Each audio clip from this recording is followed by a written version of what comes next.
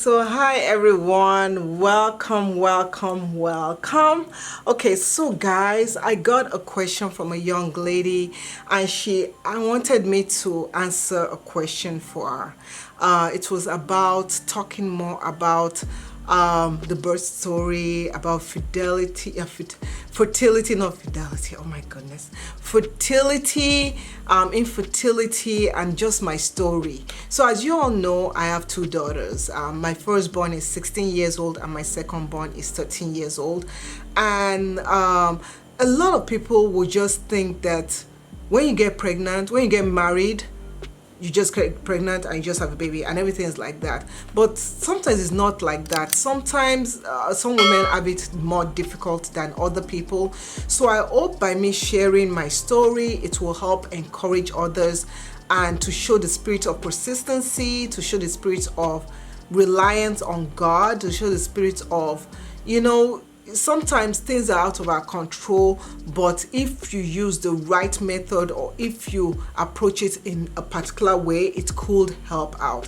So to all that are trying to have children right now, to all that are struggling, I pray, and my prayer is that God answers your prayers at His time and provide you with the desires of your heart according to His plan for your life.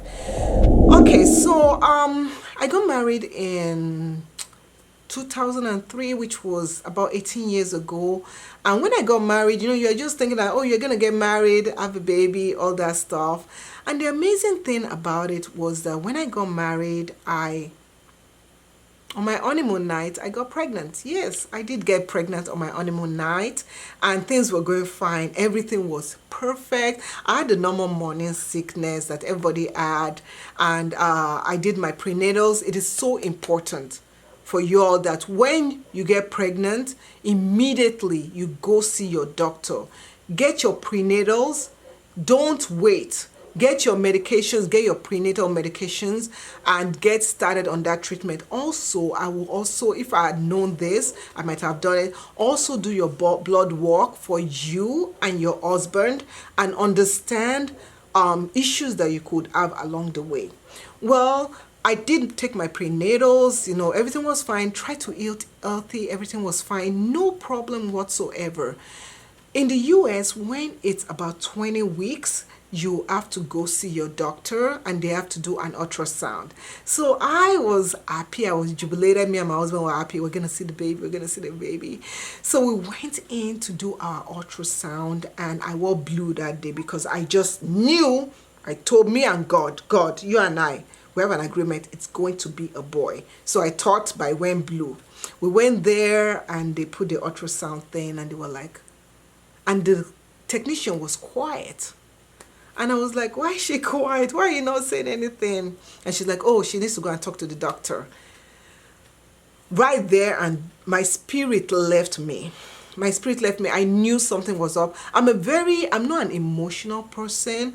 And I think when I say emotional person, when scary things happen, I just go, oh my God, Lord. But this time I was totally scared. My husband was like, he doesn't know. It was like, okay, calm down. What's going on? I was like, what is happening? Is something happening to the baby? And the result, this was the beginning of the whirlwind. It was like your life turning out of sorts. I had a full in-body experience, out of body experience, not in-body experience. From that day, this was in 2003, right? I got married. So this was, I got married in March 2003. I got pregnant April 2003. And then from there, so 3 weeks, from there, June or so, or whatever, I can't even calculate well. There was a blur. I don't even know what happened in my life between that time, because we were going from one doctor to the other doctor, to the other specialist, to the other specialist. 6 hospitals. We visited 6 hospitals. We visited different places, genetics area, different things, and they found out issues with the baby.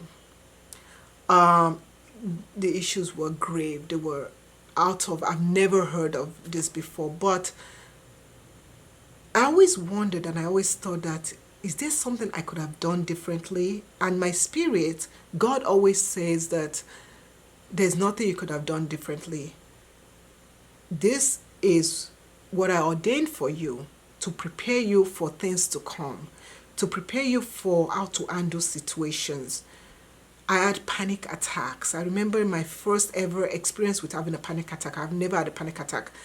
I had a panic attack. I couldn't breathe. I couldn't breathe. I thought I was dying. I had an out-of-body panic attack.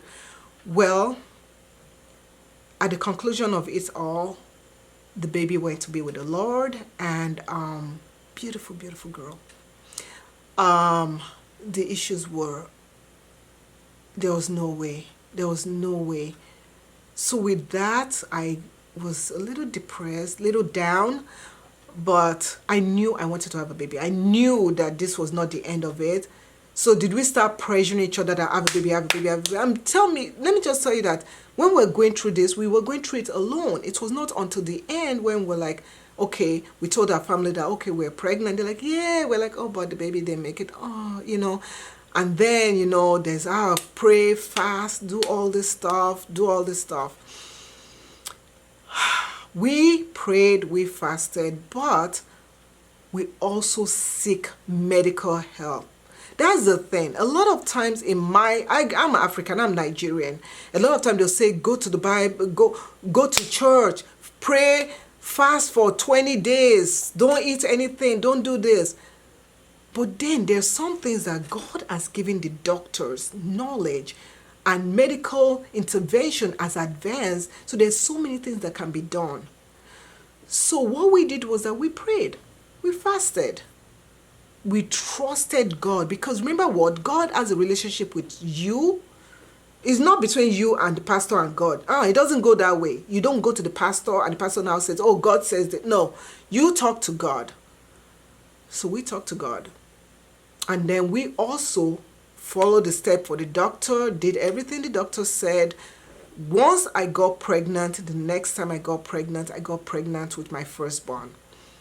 And our pregnancy was smooth sailing, no problem. But this is the thing, in the US, when you've been in such a risky situation and you know that your babies don't make it, they put you in this category of high risk. So I was classified as high risk at the age of 27, 28. I was classified as high risk. So now I have to see so many doctors.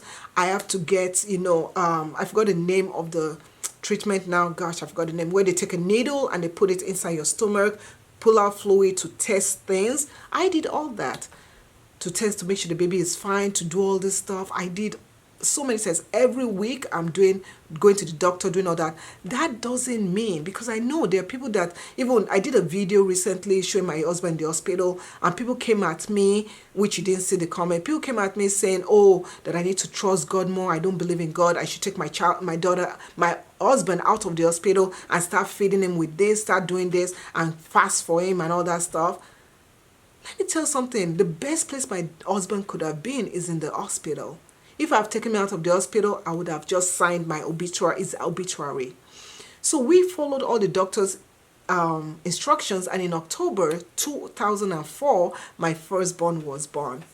So I'm trying to tell you this, not to change your mind about what you believe, but to understand that what you believe, Bible, all that stuff, doesn't circumvent what the doctor is doing. They work hand in hand. So if you are praying and you are doing all this stuff and you're not taking your medication, you're not doing all that stuff, I don't know. So we had our firstborn, but unfortunately when we tried again, we want to try for another baby. We tried, I got pregnant. I didn't have any issues getting pregnant until, so I got pregnant 2 more times and I lost those babies, a boy and a girl. But the last time I didn't give up. I just had a faith in my heart that I was going to have another child. So we went to my doctor and I'm like, okay, getting pregnant the last time, this was the 5th time, wasn't as easy as the first time. It was much harder. And with that being said, I went to my doctor, and my doctor is a white woman, and she was like, are you not Nigerian? I said, yes. I said, but then you should eat yam. I said, why? He said, yam contains clomid. Clomid is those things that fertility people, they'll give in tablet or something. And they said, eat yam.